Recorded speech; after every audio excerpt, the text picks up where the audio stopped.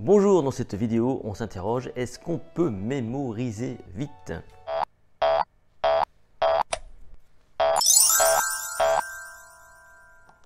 Et surtout peut-être, si on peut mémoriser vite, comment est-ce qu'on peut faire? Alors, vous pouvez me retrouver sur mon site https://lessecrets.com où il y a plein d'articles de blog en rapport avec tous ces sujets. Vous avez aussi une formation à votre disposition qui est gratuite, il suffit de vous inscrire.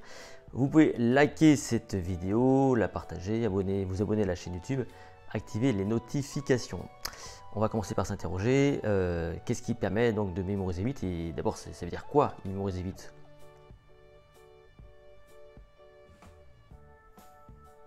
Dans l'imaginaire collectif, mémoriser vite, ça veut dire lire une fois et tout retenir. Ça veut dire peut-être lire de façon rapide, avec la lecture rapide, et là aussi absolument tout retenir, tout mémoriser.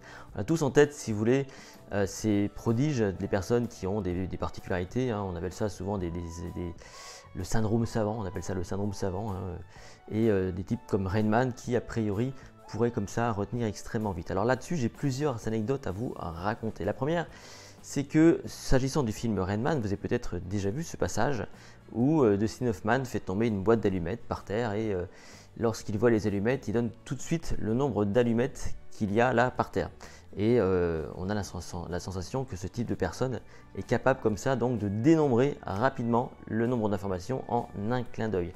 La vérité, c'est que ce passage-là s'est appuyé sur une étude d'un chercheur, un chercheur qui menait donc une étude sur des jumeaux qui avaient ce syndrome-là et qui un jour effectivement ont fait tomber des allumettes et on dit, je crois comme ça, 112. Et lorsqu'il a compté les allumettes, le chercheur s'est rendu compte qu'il y avait effectivement 112 allumettes par terre. Et là, il a conclu que ces jeunes-là avaient cette capacité de dénombrer comme ça rapidement autant d'allumettes. Je pense que le scénariste s'est appuyé là-dessus, sur cette information-là.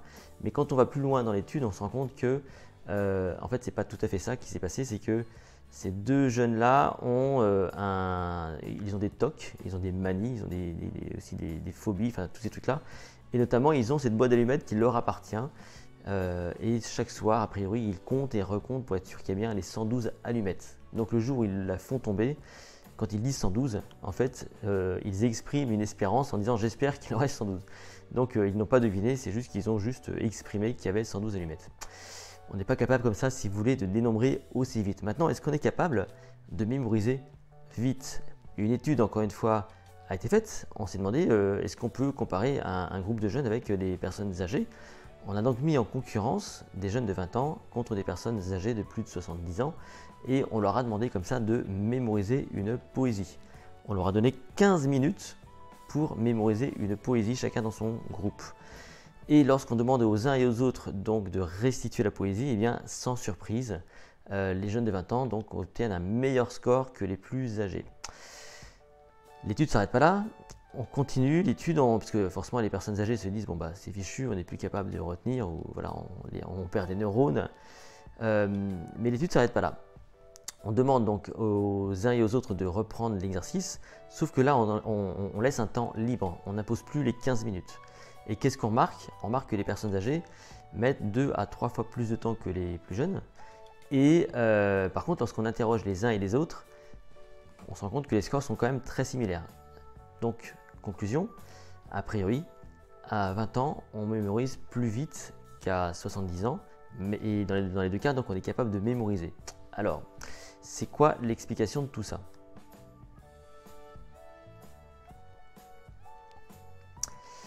L'explication est très simple. La mémoire, c'est une faculté qui demande à être entraînée et à pratiquer, et qui a tendance aussi à se familiariser avec des stratégies. Quand vous êtes à l'école, comme c'est le cas à 20 ans, eh bien, vous êtes au meilleur endroit, si vous voulez, où on utilise sa mémoire, hein, parce qu'on doit mémoriser, apprendre des choses.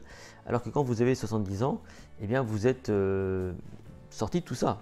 Vous êtes spécialisé dans un domaine, vous êtes sans doute très bon dans un domaine, mais vous n'êtes plus du tout capable ou plus du tout apte à mémoriser des poésies à ce moment-là. Par contre, vous pouvez vous entraîner à le faire. Donc la vraie solution à cet exercice, enfin la vraie raison qui explique que les jeunes de 20 ans vont plus vite que les personnes âgées, c'est juste l'entraînement.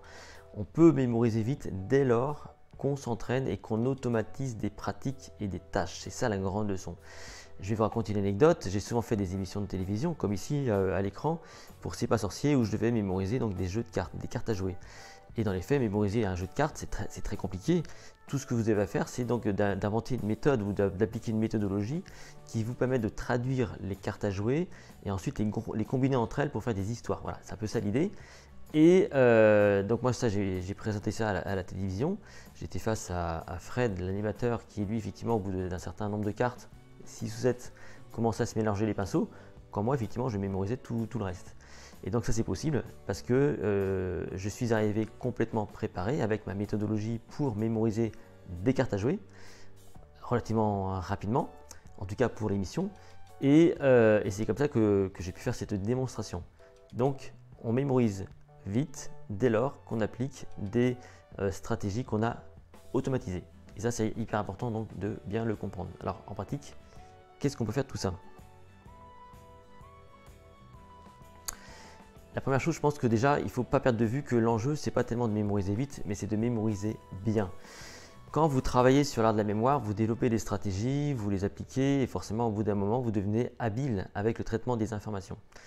Pourquoi moi, est-ce que je défends l'entraînement de la mémoire par la culture générale? Parce que ça vous donne accès à des notions, donc à la compréhension, ça vous donne accès à du vocabulaire, ce qui permet donc aussi de comprendre. Et c'est bien par ce biais-là qu'on retient mieux et sans doute plus vite.